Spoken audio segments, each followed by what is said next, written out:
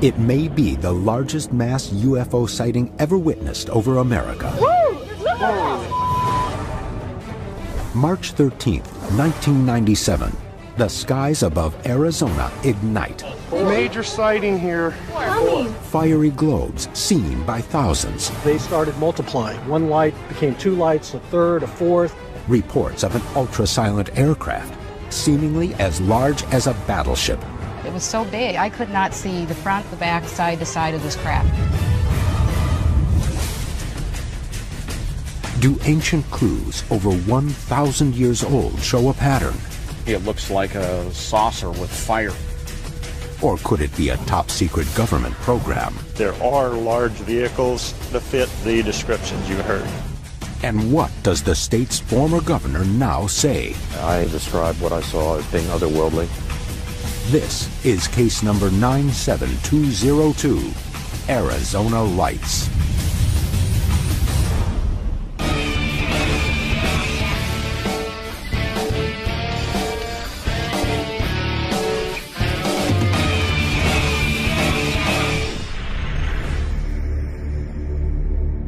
Something is in the sky and something is happening, and I'll go to my death knowing that what I saw was true. Thousands of people all over Arizona saw something that night. I believe the Phoenix Lights are real, and that's a fact. On the evening of March 13th, 1997, residents throughout Phoenix, Arizona are outside looking skyward. The large number of spectators are there to gaze at the Hale-Bopp comet, a comet last seen more than 2,000 years ago. But instead, something else appears in the darkness. Something quite unexpected. A mass sighting that came to be known as the Phoenix Lights.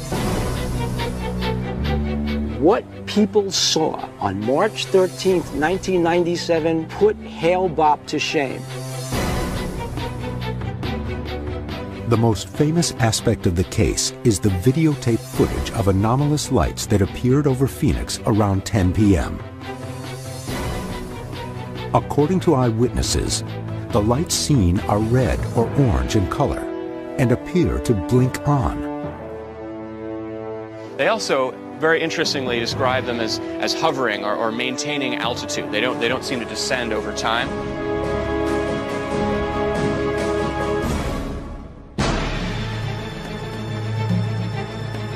But the 10 o'clock lights are only part of a complicated story. Earlier that same evening, reports flood in from across the state of additional sightings. Some describe a V-shaped formation of lights, while others claim they see an actual boomerang-shaped craft. According to the eyewitnesses, what is seen in the skies above Arizona is absolutely enormous.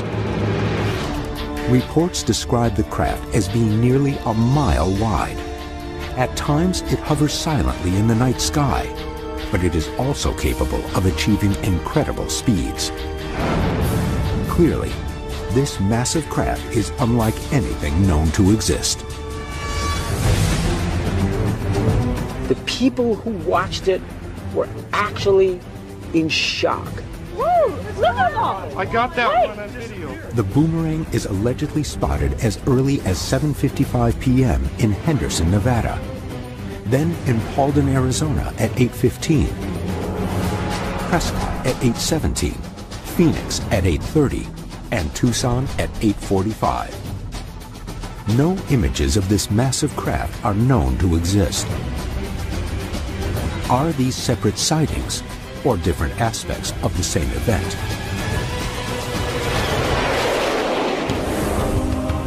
The investigation aims to find the answers to the numerous events in Arizona's crowded skies. Pat Usker will uncover local history of UFO sightings in the Phoenix area. I think we're really talking about something that is either so top secret that it's decades ahead of what we know, or we're looking at a genuine extraterrestrial visitation here. Dr. Ted Ackworth will examine the video evidence of the 10 o'clock lights and will conduct an experiment to replicate the event. One thing I want to look at closely is the dynamic aspect of these lights, how they move or don't move through the night sky. And Bill Burns will analyze the nature of the alleged boomerang craft. A lot of people say that the craft over Phoenix that night at 8 o'clock was an extraterrestrial spacecraft. The investigation has enlisted the help of documentary filmmaker James Fox. He has been chasing this mystery since 1997. I have been investigating this for quite some time. Something very large flew over the state of Arizona, and to this day it remains inexplicable.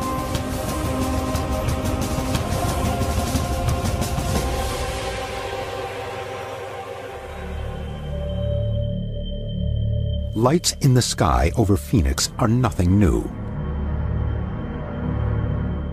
Carved into these mountain rocks are ancient clues that the Hohokam Indians may have seen UFOs more than 1,000 years ago. The night skies over Phoenix seem to have a history of strange events that led to the 1997 mass sighting and through to the present day. I believe they were not of this world. And I thought, wow, I'm just seeing things that most people are never going to see in a lifetime. These events occurred over 11 years ago. Why are people still talking about them? The eyewitnesses aren't buying the explanation. UFO hunters asked for and received an official statement from the Air Force in regard to the 10 o'clock lights over Phoenix on March 13, 1997. It states that the lights were caused by LUU-2 illumination flares dropped by A-10 Thunderbolts. The Maryland Air National Guard performed the drop as a training mission over the Barry Goldwater mountain range. The only explanation is flares from the Maryland National Guard? They're saying that there were flares dropped from the Air National Guard, and I think a lot of the witnesses and the videotaped evidence will suggest otherwise.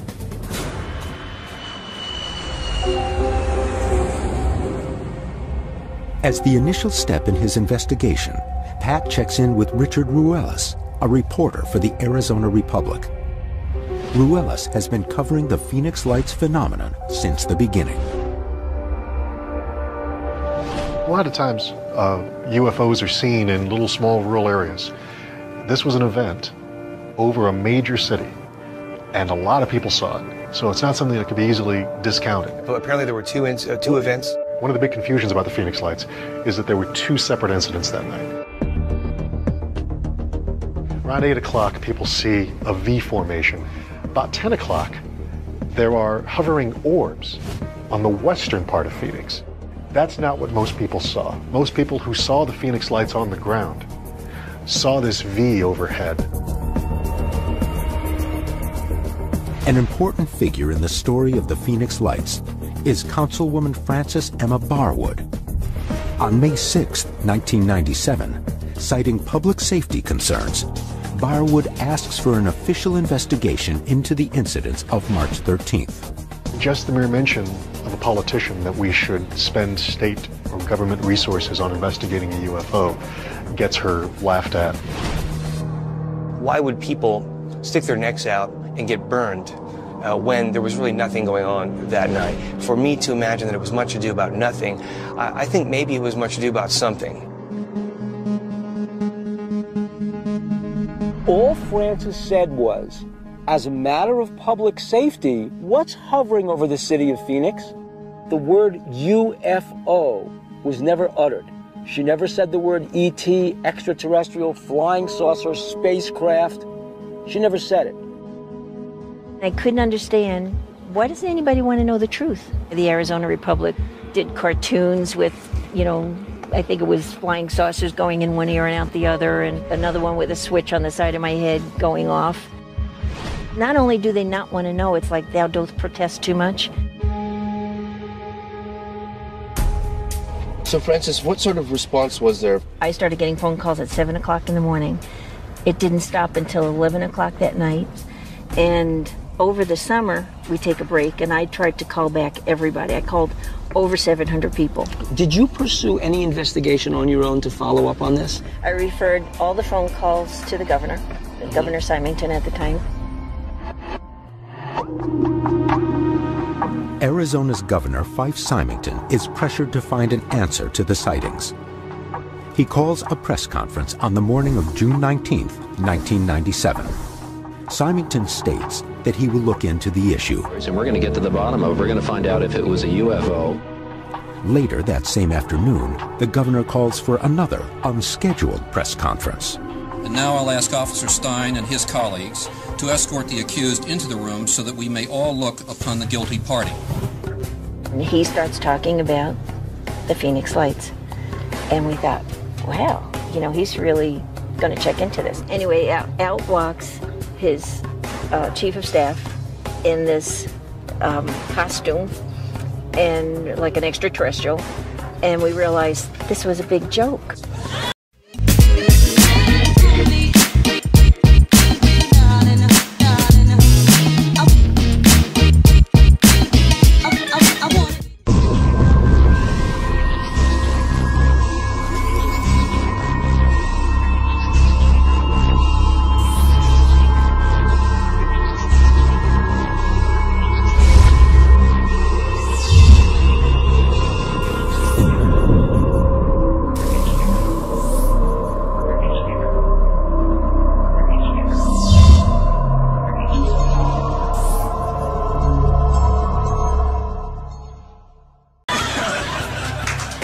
You know, first of all, not at all like Fife. Doesn't have a sense of humor. This just goes to show that you guys are entirely too serious.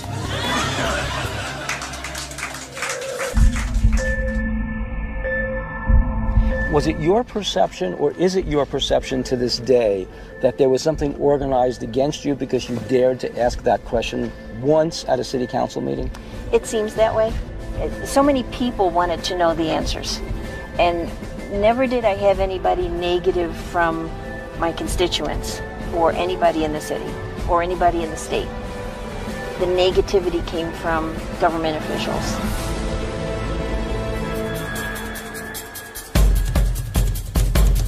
But other details emerge. Strange video taken in the days, months, even years before the mass sighting may hold clues. And the governor, who laughed at first, now makes a stunning reversal. What did he see with his own eyes? I saw a large delta-shaped dark object.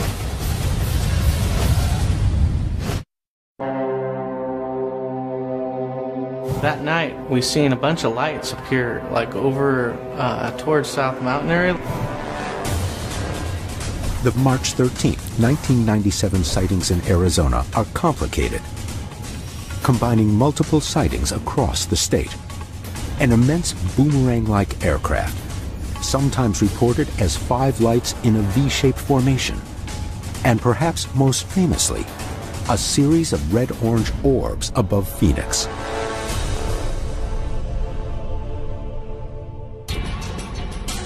Bill and James Fox are meeting with Mike Kristen, an eyewitness to the Phoenix Lights. Take a look at this. Oh my God! On March 13, 1997, Mike is out on his balcony enjoying the cool night air when he spots a bright orange light in the distance. You tell me what it is. So I went in to get my video camera to shoot it, and as I was doing that, it went out, and another light appeared to the right of this thing, a little bit lower. That light went on. Then another one went on. Before I knew it, this entire array of lights had gone out. 8 or 9 lights, and they formed this arc. I videotaped that for about 2.5 minutes, and then the lights slowly started to go off one at a time, and not in the same order that they went on.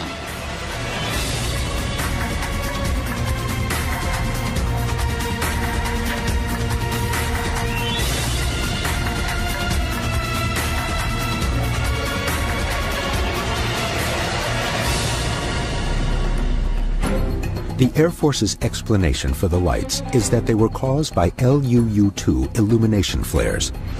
According to official documents, the flares were dropped from A-10 Thunderbolts as part of an annual training exercise called Operation Snowbird. The flares were ignited over the Barry Goldwater gunnery range, beyond the Estrella Mountains. Both are visible from Mike's house. Had you ever seen a light like that before in your life? I had not. I've always seen maybe one or two lights or so off in the distance. And this is the first time I've ever seen them this far to the east.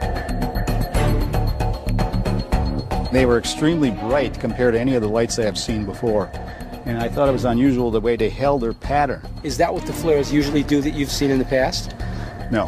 Flares will drop in different rates. They will drift because of the wind, and they won't hold the pattern. Lights that Mike saw, one, looked nothing like the flares he'd seen before. Two, they were preceded by an orange orb that Mike couldn't identify. Could they have been different types of flares? Those are the questions we have to answer. What do you think you captured on videotape that night? Could have been one of three things in my estimation. Number one, it could have been a hoax, which I don't think it could have been a hoax because it was pretty elaborate. It could have been an alien spacecraft, but I have no proof of that.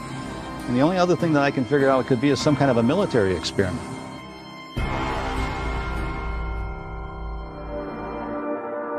Some of the behaviors of these lights strike me as strange, as described by the witnesses, and therefore they definitely bear further investigation. Ted sets his sights on a flare experiment he plans to conduct in California's Long Beach Harbor. Using hand-launched maritime parachute flares, he will test the military's explanation.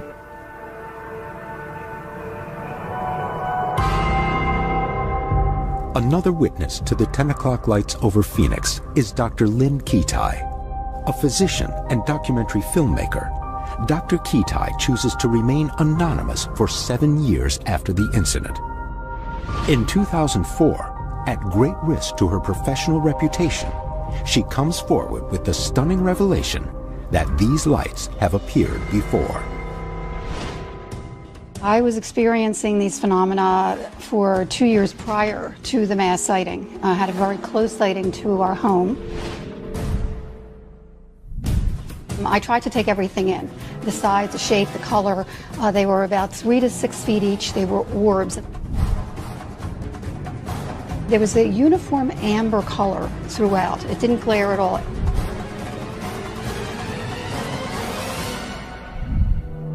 According to Dr. Ketai, another set of lights appeared in January 1997, 2 months before the mass sightings over Phoenix.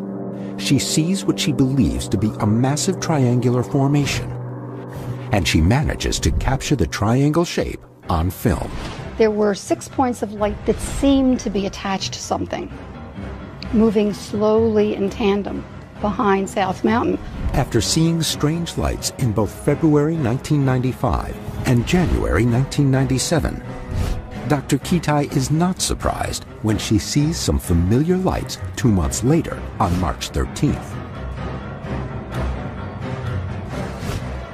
I saw the 6 lights pop on, and I fumbled with my camera to get out there really quick, and by the time I got it focused, that's what I saw.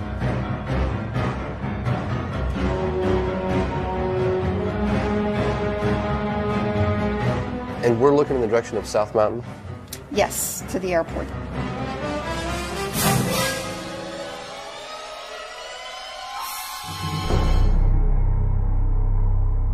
So Lynn, just to play devil's advocate for a minute, what would you say to someone who suggested that what you saw was a military flare? There's no way that it could have been military. Military flares flicker and they can't keep a formation, they drift with the wind. These were orbs.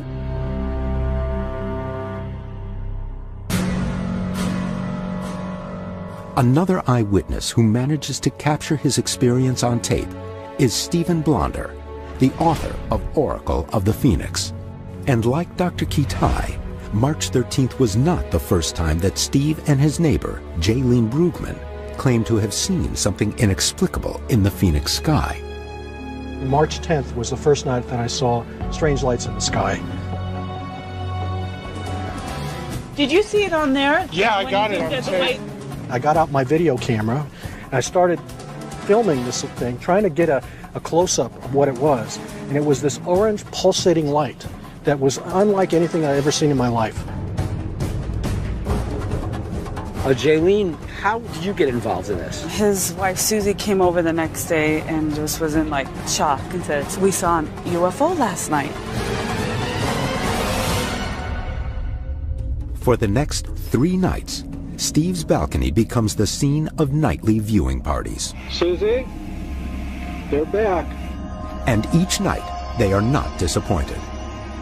But it's the sighting on the 13th that captivates Steve and Jaylene as well as the rest of Phoenix. Major sighting here. No, there's 5. Oh! Another one just showed up. Like the other eyewitnesses to the lights, neither Steve nor Jaylene accept the official explanation for what they saw that night. I was very upset when I saw the flare story come out because I knew it wasn't flares.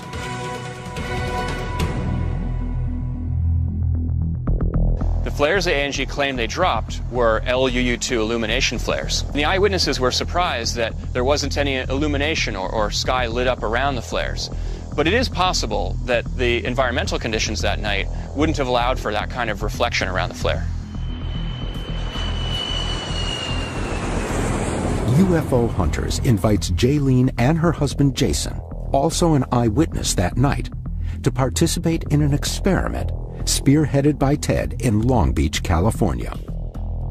We're doing the best we can to approximate what would have been the kind of military flares that would have been deployed from aircraft. And we'll just see if our witnesses who saw the lights over Phoenix think that these lights look like the military explanation. The team is using standard maritime flares in place of the LUU-2 military flares. Maritime flares are used by ships in distress to visually signal rescuers. When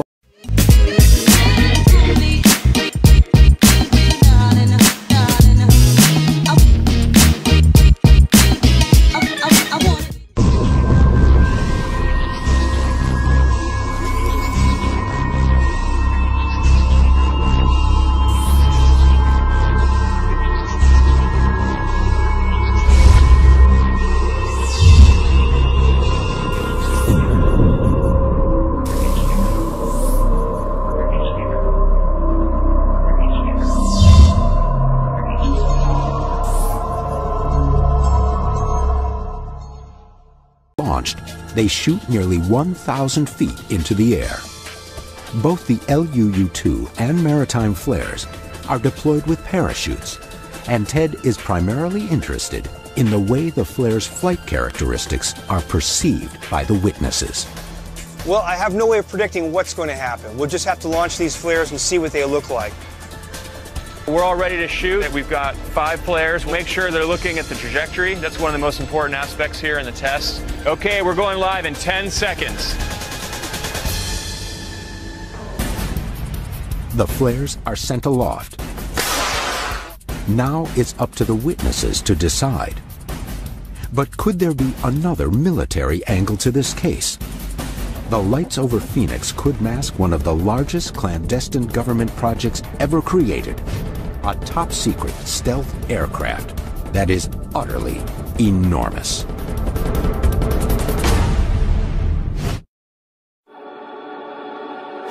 The UFO Hunters are in Long Beach, California, conducting a flare experiment with Jaylene and Jason Brugman, eyewitnesses to the so-called Phoenix Lights event of March 13, 1997. The official explanation put forward by the Air National Guard is that the lights over Phoenix were flares, LUU-2 flares dropped from A-10 Warthogs. Because Ted is primarily concerned with the flight characteristics, he'll substitute one parachute flare for another, using maritime flares instead of the LUU-2s. They are easier to control, and the eyewitnesses can be closer to the source of light. Do you have any special instructions for the witnesses? I want to make sure the witnesses are looking at a few different things, primarily the trajectories of the flares. As they float down, they follow a similar trajectory to what they had seen in Phoenix. Okay, guys, we are locked and loaded. Eyes in the sky in 10 seconds. I'll take one. Okay, you ready? There it is. That's the first one.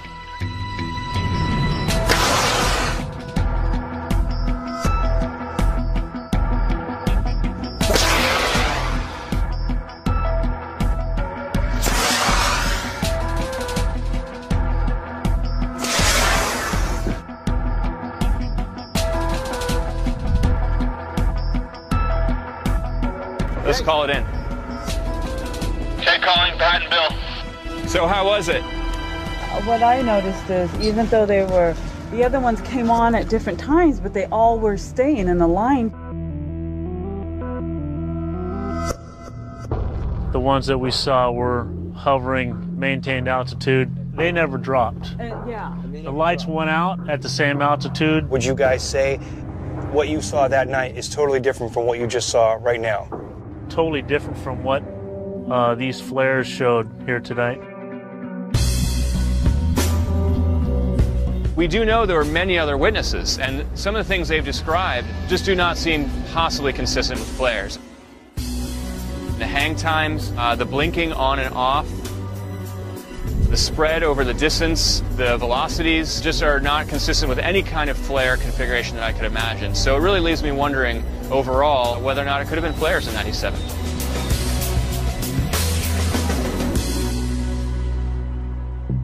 With eyewitnesses discounting flares in the field test, Ted turns to the video from that night to see if any other characteristics of the lights could be distinguished. Ted and image analyst Terrence Masson study the 10 o'clock footage from both Mike Kristen and Steve Blonder. We have a source for Mike in the northern part of Phoenix, and Steve, who's in the sort of the southern side. They're about 15 miles apart, roughly, across the basin. It seems that they've both taken footage of what appears on initial analysis to be the same thing. To the naked eye, the lights in the footage seem to be over the city. After several minutes, the lights appear to blink out. There are theories that they're flares that are flaming out. Now, the curious thing is that when they go off, they don't go off in order. If they were flares getting dropped out of an aircraft successively, and their burn times are approximately equal, right, they'd probably flare out in order as well. Though the behavior of the lights seems to contradict the flare explanation, their physical appearance may back up the Air Force's claims. So regarding the LUU-2 flare theory from the military, we know chromatically they're pretty white. What do you think from the footage here? Is that consistent with the military's explanation? It seems to be, but as we've seen many times, the video quality, most of these lights, if they do have any color in them that you see with the naked eye, they're still going to show up on video as white. It's basically overexposed points right, against even black. If there's color. Right. It's not proof that they're flares, but it's definitely a possibility, right. I'm on the fence, I guess I'd have to say. It seems pretty unlikely to me that these were a string of flares floating down on parachutes. But then again, we're dealing with appearances. We don't have a lot of quantitative data on this, and I don't really feel that they were flares. And I can't quantitatively prove it one way or another. Pat and Bill return to Arizona in order to track down witnesses to the other multiple sightings on the night of March 13th, 1997. They are on the trail of an alleged second object seen on the same night. Witnesses report a boomerang-shaped craft flying over the state of Arizona between 8 and 10 p.m. Because there are no known photographs or video of this alleged massive craft, UFO Hunters has enlisted the help of John Bavaresco, a sketch artist and computer graphic expert. Based on multiple eyewitness testimonies, John will create a composite image of what was in the skies over Arizona that night. 8:13 p.m., March 13th, 1997.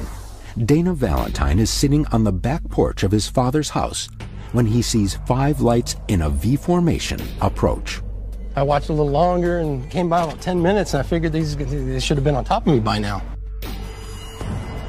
Intrigued, Dana brings his father outside to watch the lights with him. We couldn't tell if it was 5 units or one huge one, but as it got closer, we believed that it was starting to be one big one because it was just huge. So it didn't look like it did have a body shape to it? Well, it definitely was one big object to me. How big would you say that it was? If I had to go from the left light to the right light, I'd have to say probably close to a mile. John takes the visual details and puts the information into the CGI program. He shows the image to Dana. Okay, what I've done here is an animation of a direct overhead shot, basically on how you witnessed it as it passed over. The lights look good, the size is right, that's definitely what I saw.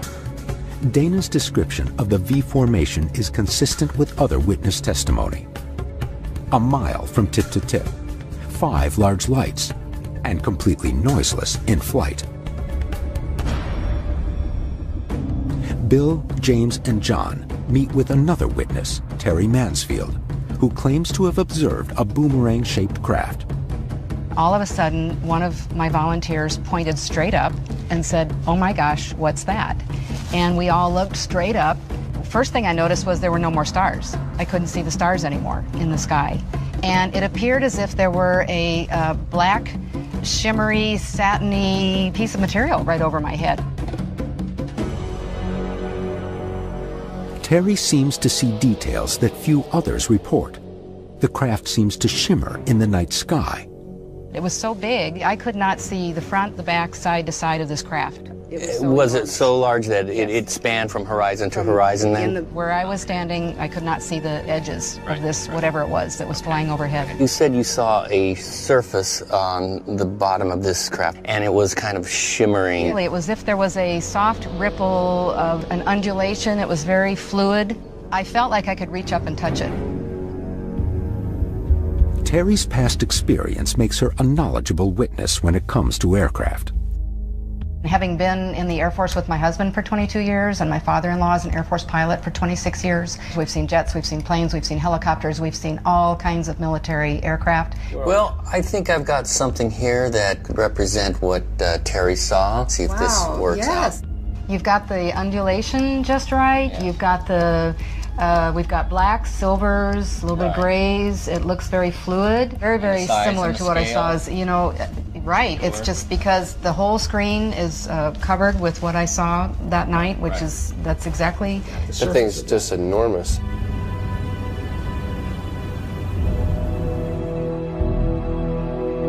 One of the most powerful forms of evidence is corroborating witness testimony from people who don't know each other, never heard of each other. So what this does for the case is it adds another mosaic tile to a much larger picture.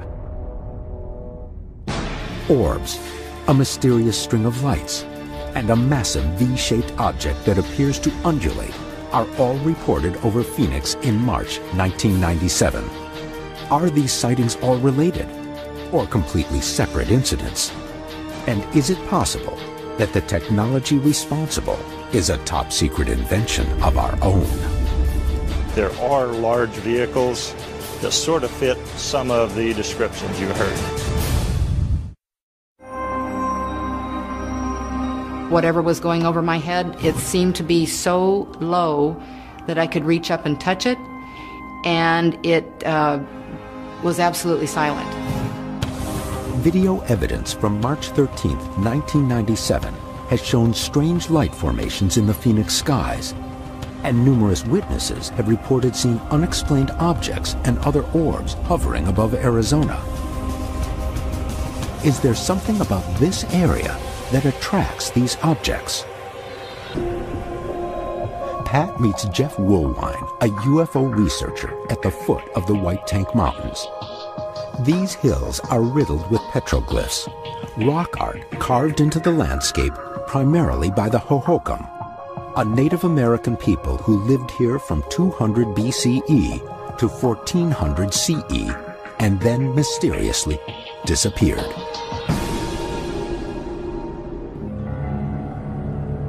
Clearly, the Hohokam were seeing things in the sky as we're seeing now, strange objects, strange lights, if you will. They didn't have video cameras back then. They had stone boulders to record something significant, something to remember in history. They wanted to copy this down so people would understand what had happened here. Pat and Jeff hike to the spot where strange petroglyphs have been found. Among the petroglyphs is an image Jeff believes to be significant. You'll notice this interesting line here. It has a block here, a block here, a block here, and a line. In today's world, what we like to call them is barbells. Barbell-shaped UFOs, like this one videotaped over Phoenix on January 24, 2005, are well known to modern researchers. It's possible that local tribespeople were inspired to record their own sightings on these very rocks nearly a millennium ago. And when you say barbell, you mean a barbell-shaped UFO? Barbell-shaped UFO, correct. Right now, I'm looking at glyphs that are very interesting, but again, they are Jeff's interpretation. You could speculate, it could be the sun, a star, but it could also be a light in the sky. That's correct. These people could have been recording UFOs, or they could have been recording celestial events, you know, stars, comets, that sort of thing. So at this time, it's just a theory, but it's a very interesting one. While Jeff's interpretation is a personal one, even government experts who have studied the petroglyphs for years have difficulty explaining some of the images. Doc Tallboys is a park ranger and works with the Arizona State Historical Preservation Office on the study, cataloging and mapping of all the sites in the White Tank Mountain Regional Park. So, Doc, what's your take on the White Tank Mountain petroglyphs? The Hohokams really observed what was going on around them. They were great observers of celestial events, seasonal events. So they really left us an interesting pictorial history of them.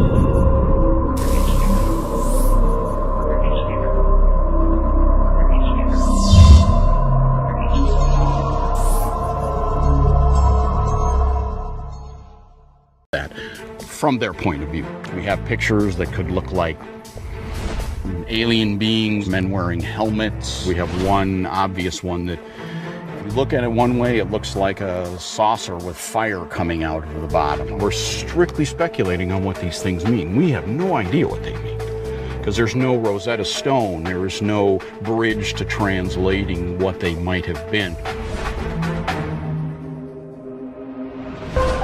But while the mysteries of the ancient petroglyphs are hidden by history, the truth behind the lights seen over Arizona may have been intentionally kept secret.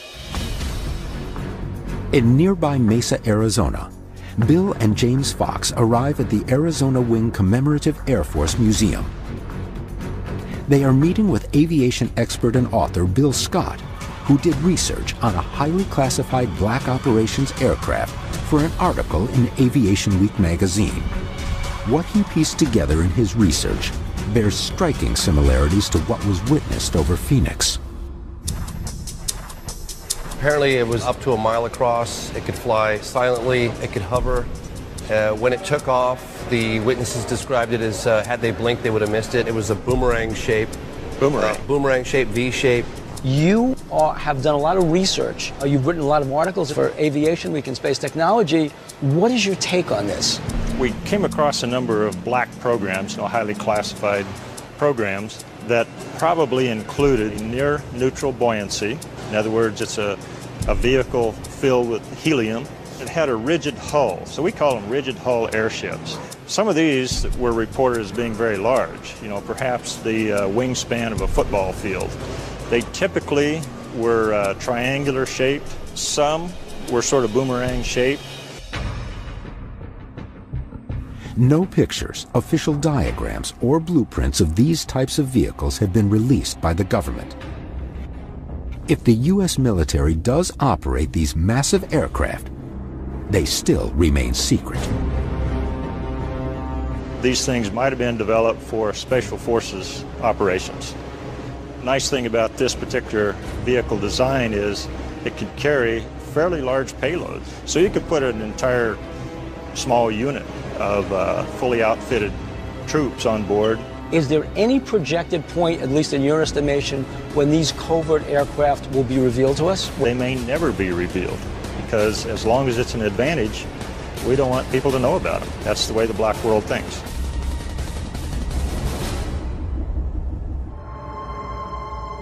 While the rigid hull airship sounds similar to reports of the boomerang, it is not an exact match.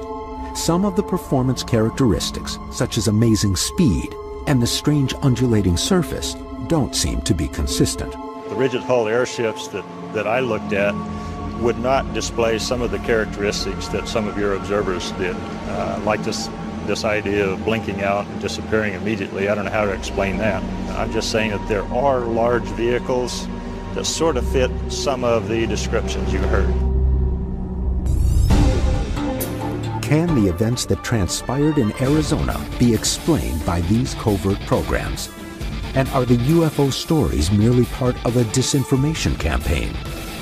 Former Arizona Governor Fife Symington comes forward to put the issue to rest once and for all. I described what I saw as being otherworldly.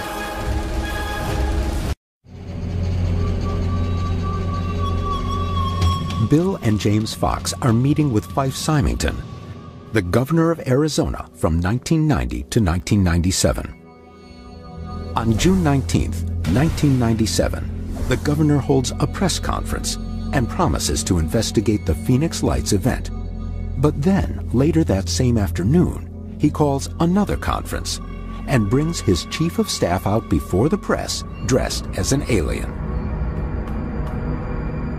Now, Symington explains his actions.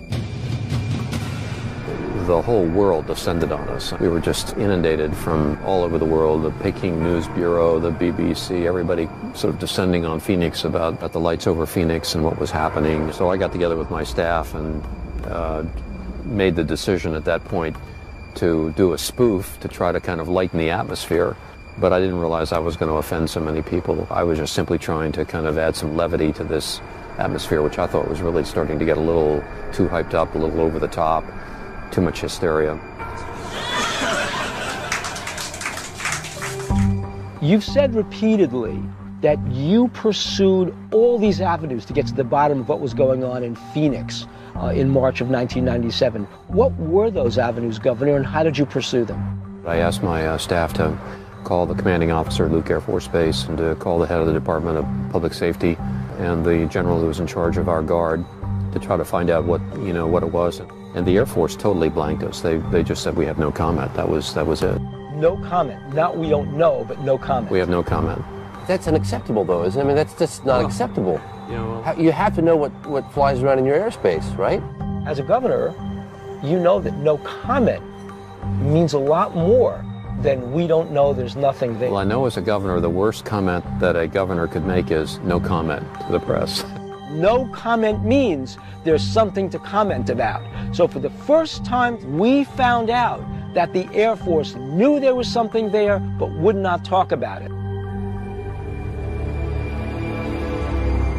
In 2006, Governor Symington agrees to be interviewed for James's documentary, Beyond the Blue, and drops a bombshell on camera. A lot of people saw it in Maricopa County, and I saw it too. Symington, a pilot and retired Air Force officer, admits that he himself saw the boomerang-shaped craft. Fife, can you describe what exactly you saw on March 13th, 1997? I've described it as a delta-shaped craft, but it was a large, dark object, and it was enormous. It was so big it was hard to really determine how fast it was going because it was so large. It was very, very odd, the whole thing. It was kind of had an iridescent quality to it, and it was just astounding. I mean, much bigger than anything I'd ever seen in the air. I realized that I was seeing something that was truly extraordinary. Fife, why did you decide to come forward? I figured, well, enough time has passed, and I can see that there are a bunch of people that are really angry with me for what I did, so this is really an opportunity right now to set the record straight. I'm no longer governor, and I'm just a Joe citizen, and I don't want people to be, who are my constituents, to be upset with me for something that really I'm on the same page. In your opinion, as an Air Force officer, as a pilot, do you think that this craft you saw was military? Do you think the craft you saw might have been extraterrestrial or something along those lines? I've used the word before to describe what I saw as being otherworldly. I just don't believe that it came from anything that we know, on Earth. So You call it extraterrestrial, otherworldly. It was an incredible thing to see, and I just don't know of any earthly explanation for what we saw.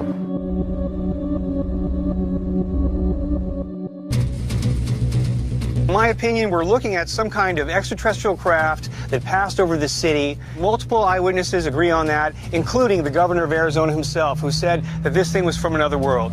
I can't imagine that hundreds of people across Phoenix would be so fooled. It really does leave me wondering, could this have been something more? I think it's a real craft. I don't think it's an illusion. I think it's a craft that has amazing aerodynamic qualities. I think it's a solid craft, but I think it is our own neutral buoyancy triangular spacecraft. Tests have shown the lights captured on video on March 13, 1997 behave unlike conventional flares. And witnesses across the state remain convinced that they saw something extraordinary. Was the state of Arizona a testing ground for a new and still secret technology? Or were the witnesses on the ground truly seeing an object from beyond this world?